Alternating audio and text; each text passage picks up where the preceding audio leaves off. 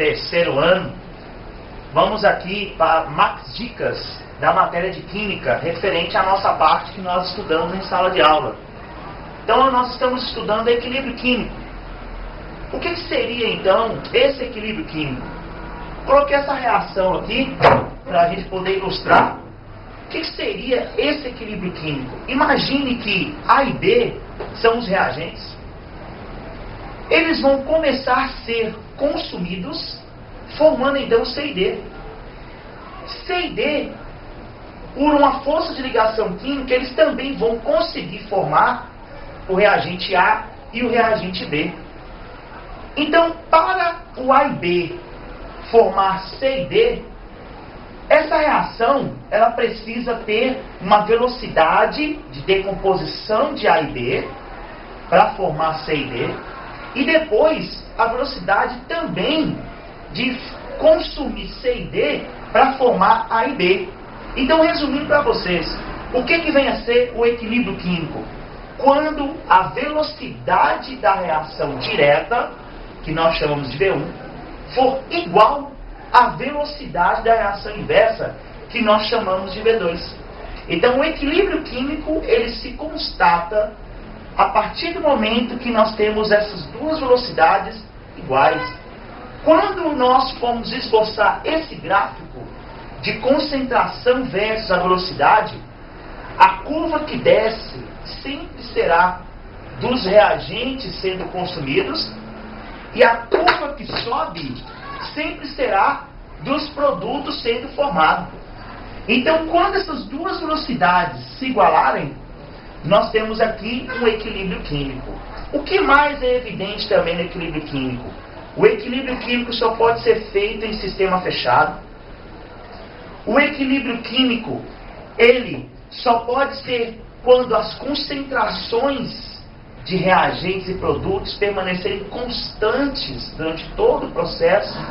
Então, eu posso dizer para vocês que nesse ponto aqui aconteceu o início do equilíbrio químico.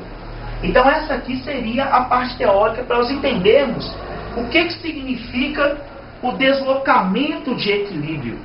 Então, a partir do momento que eu tenho um equilíbrio estabelecido, eu posso modificar esse equilíbrio para favorecer o rendimento da minha reação, geralmente em termos de produtos. Por exemplo, nós chamamos isso de deslocamento de equilíbrio ou princípio de Le Chatelier. Nós podemos alterar o equilíbrio do sistema por pressão, por temperatura ou por concentração. Pressão. Quando eu trabalho o quesito pressão para deslocar o equilíbrio químico, eu trabalho somente com os gases, que os gases é o estado físico da matéria que melhor sofre transformação a partir da pressão. O que nós podemos dizer em relação à pressão? Que o aumento da pressão faz com que a reação desloque para o lado de menor número de moléculas gasosas. E o vice-versa também é verdadeiro. Se eu diminuir a pressão do sistema, a reação desloca para o lado de maior número de mols gasosos. O que vocês vão fazer então? Vocês vão contar quantas moléculas de gases tem do lado dos reagentes e quantas moléculas de gases tem do lado dos produtos. Então eu tenho aqui 4 mols de moléculas gasosas contra 2 mols de moléculas gasosas do lado de lá. Então, se eu vier nessa reação e aumentar a pressão desse sistema, a reação desloca para o sentido de formação da amônia, que é o produto. Então, aumentando a pressão desse sistema, a reação desloca para o sentido direto, que é a formação dos produtos. Por pressão, agora por temperatura. Quando você aquece uma determinada substância, essa substância absorve calor. Esse calor vai ser usado para fazer uma reação endotérmica. O que são reações endotérmicas? São reações que absorvem calor. Então, toda vez que você aumenta a temperatura, a reação caminhará para o lado endotérmico. Então, nós temos aqui na reação um valor de entalpia, ΔH maior que zero, reações endotérmicas. ΔH menor do que zero, reações exotérmicas. Então, se essa reação aqui de decomposição do calcário em sistema fechado, formando gás carbônico mais óxido de cálcio, ela tem um ΔH maior que zero, então essa reação daqui para lá, ela é endotérmica. Então, se você vier nesse sistema e aumentar a temperatura, o aumento da temperatura sempre favorece o lado endotérmico da reação. Por outro lado, se esse lado é endotérmico, o lado oposto é o lado exotérmico. Se eu diminuir a temperatura, a reação caminha para o lado exotérmico. Em termos de concentração, que é o mais tranquilo, em mol por litro, eu posso fazer a adição ou eu posso fazer a retirada de substâncias. Lembrando que a adição de sólidos ou líquidos não interfere no sistema. O uso de catalisador também não interfere no equilíbrio químico. Então nós podemos fazer o seguinte: se nessa reação eu adicionar mais B, eu estou aumentando a quantidade de B, a reação desloca para o sentido oposto à adição. Então, o objetivo é consumir o excesso de B lançado no meio do sistema.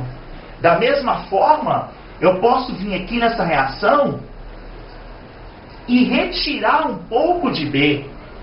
O equilíbrio, então, vai caminhar para o lado que sofreu a retirada daquela substância para restabelecer a concentração. Então, a parte teórica que a gente trabalha bastante é o deslocamento de equilíbrio. Em termos de cálculo, então em relação às constantes de equilíbrio, como que a gente faz para expressar a constante de uma determinada reação? Lembrando que na constante da Kc não entra substâncias sólidas e nem líquidas. Na Kp só entra gases. Na Ka, que é a constante dos ácidos, só entra os ácidos. Na Kb só entra as bases, e aqui uma constante especial da altionização da água, que nós vamos falar daqui a pouquinho. Então, suponhamos que tenha na prova uma reação dessa. Pede para calcular a constante de equilíbrio. O que você vai fazer?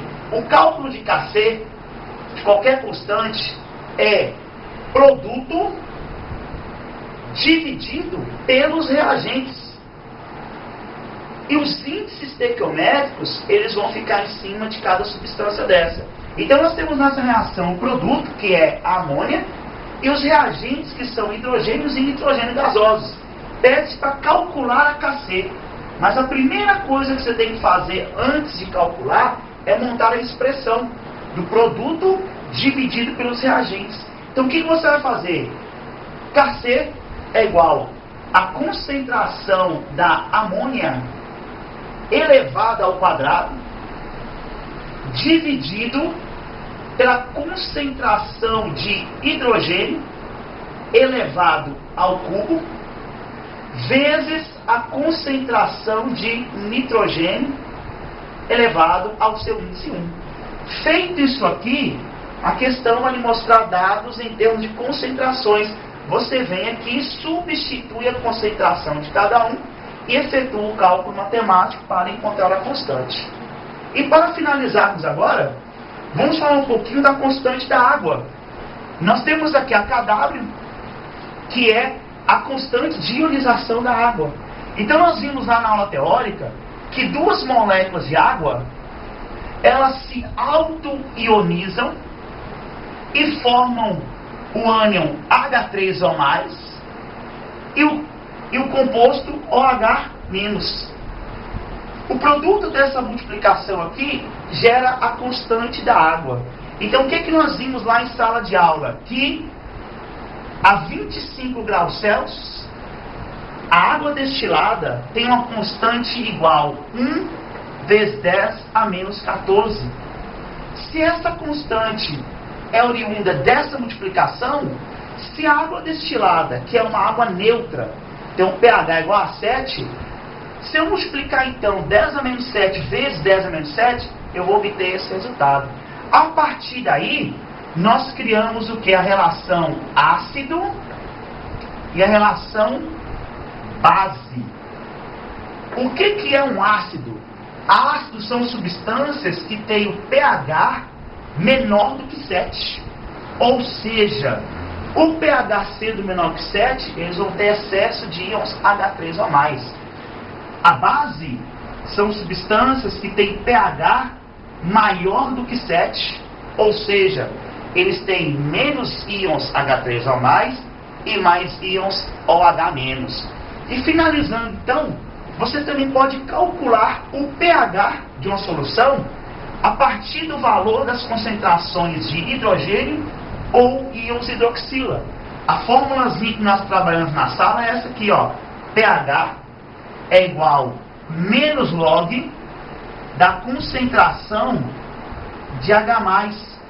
Lembrando que nós vimos na última aula, o log de 1 na base 10 é igual a 0. Então você não precisa considerar esse valor. Então, em resumo, a avaliação nossa é o quê? Mostrar as variações de deslocamento de equilíbrio, cálculo de constantes e a questão da relação da acidez e basicidade de uma substância. Então, espero que essa Max Dica tenha sido boa para vocês, que vocês tenham uma boa prova e bons estudos para vocês, galera. Até a próxima, então.